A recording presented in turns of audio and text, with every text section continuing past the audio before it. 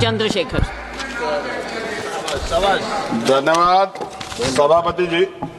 नियम 193 के अधीन वामपंथी उग्रवाद पे हम लोग चर्चा कर रहे हैं और क्योंकि ये बड़ा संवेदनशील विषय है तो बहुत कम समय में बड़ी गंभीरता से मैं अपनी बात को रखूंगा। सभापति जी, हम लोग फूले, साहू, अंबेडकर को मानने वाले लोग, हम लोग संविधान को मानते हैं, संविधान के आधार पर चलते हैं। हम लोग बंदूक को सही नहीं मानते और बंदूक का रास्ता सही भी नहीं, क्योंकि अगर कमजोर कभी बंदूक उठाएगा तो उसको कुचलना, उसको मारना आसान हो जाएगा, नक्सली या और तमाम तरह के आरोप लगा के। इसलिए बाबा साहब ने कलम की बात की और कलम को हथियार बताया। सभापति महोदय, मगर सवाल ये है कि 1947 में जब हम लोग आजाद हुए तो इस देश का जो वंचित वर्ग, SC, ST, OBC, जब 15 अगस्त को आजादी का सवेरा आ गया तो क्या जल, जंगल, जमीन में बंटवारा हुआ? उसको उसका हक अधिकार मिला? अगर उसको जमीन मिल जाती, घर मिल जाता, उसको अवसर मिल जाते तो आज प्रधानमंत्री आवास योजना नहीं चलानी पड़ती। सभापति महोदय, जमीन का राष्ट्रीयकरण नहीं हुआ। इसलिए मैं बहुत जिम्मेदार, क्योंकि मैं तो वो व्यक्ति हूं जिसके खुद के ऊपर NSA, नेशनल सिक्योरिटी एक्ट लगा जब मैं अपने लोगों के लिए लड़ने गया, और 2 अप्रैल 2018 को मेरे जैसे बहुत सारे लोगों पे लगा, क्योंकि हम अपने हक की लड़ाई लड़ रहे थे। सवाल यह है, नक्सलियों के नाम पे क्या आदिवासियों की हत्या स्वीकार्य हो सकती है? हम लोग इसका विरोध करते हैं। हमारा स्टैंड है, हम नक्सलवाद के समर्थक नहीं है, लेकिन आदिवासियों को नक्सली कहकर उनकी हत्या नहीं होनी चाहिए। सभापति महोदय, देश की 1/4 आबादी SC, ST, 25% ज्यादा बड़े समाज के साथ जब जुल्म, जाति, अन्य अत्याचार होता है, उनकी हत्याएं होती है, उनकी बहनों का रेप होता है, उनको मारा जाता है, जलाया जाता है, उनके घरों को फूका जाता है, तब इस सदन में चर्चा क्यों नहीं होती?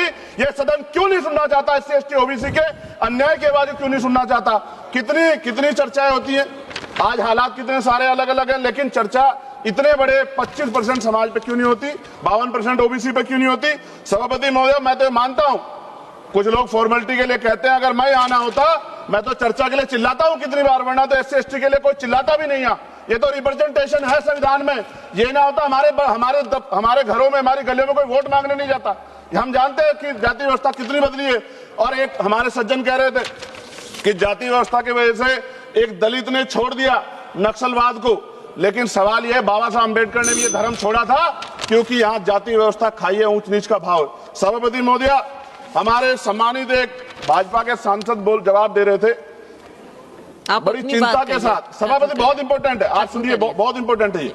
वो ये कह रहे थे, जवाब देते कि उन्होंने कुछ ब्राह्मण्स के नाम लिए और कहा कि भाई ये इनके मालिक हैं, इनके यहाँ लेबर तो SC, ST है, ये विचारधारा पर आधारित है। तो क्या कहना चाहते थे कि इस देश को तोड़ने की मूवमेंट कौन चला रहा है? जवाब दे। वो बड़ी बात यह है, उन्होंने ट्वीट किया 2 दिन पहले, मैं चाहता था मैं उनको जवाब दूं।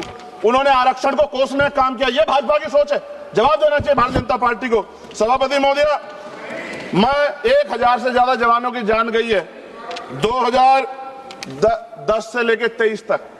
CRPF के जवान संसद की सुरक्षा करते हैं, बॉर्डर की सुरक्षा करते हैं। अभी असिस्टेंट कमांडेंट अजय मलिक की, उसका पैर उड़ गया, उनको प्रमोशन नहीं मिल रहा है। सुप्रीम कोर्ट उनके फेवर में दी, सरकार रिव्यू पिटीशन में गई, फिर उनके फेवर में दी। खत्म करूंगा 30 सेकंड में। सभापति महोदय, फिर भी बिल आ गया। मैं ये पूछना चाहता हूं, क्या एक CRPF, BSF जो CAPF के हमारे जवान है, क्या उनकी शहादत नहीं है? क्या उनको जो है शहीद का दर्जा नहीं मिलना चाहिए? उनको पुरानी पेंशन का लाभ नहीं मिलना चाहिए? उनको सभापति सुविधाएं नहीं मिलनी चाहिए? सम्मान नहीं मिलना चाहिए? और अंत में सभापति महोदय, इस देश में जवान शहीद होता है, उसको शहीद का दर्जा मिले, उसको सम्मान भी, लेकिन देश की सुरक्षा करते हैं। हम तो सम्मान करते सेना का। सीवर में सफाई कर्मचारी मरता है, इतने आगे बढ़े हम लोग, उसके बच्चों को भी अपना पेट पालने के लिए कई तरह की मुसीबत गुजरना पड़ता है, कोई नहीं सोचता। सच ये है, इस देश में दलित आदिवासी आज भी गुलामी की जिंदगी जी रहे। सरकार उनके लिए कुछ सोचना चाहती, सरकार नहीं सोचेगी तो फिर से किसी वाद का जन्म हो जाएगा। इसका, इस अन्याय का, ये जो कठोर अन्याय है, जो सदियों की हिंसा पे आधारित, सदियों के भेदभाव पे आधारित है, इसका जवाब सदन को देना पड़ेगा। सभापति महोदय, नेपाल में नई सरकार बनी, उन्होंने कहा हम दलितों से सार्वजनिक रूप से माफी मांगेंगे कि जो हमने उनके साथ अन्याय किया। ये सदन कब उनसे माफी मांगा जिनके साथ हजारों साल अन्याय हुआ और आज भी उनको रोटी कपड़ा मकान के लिए अन्याय लड़ना पड़ता है। धन्यवाद सभापति महोदय। जय भीम, जय भारत।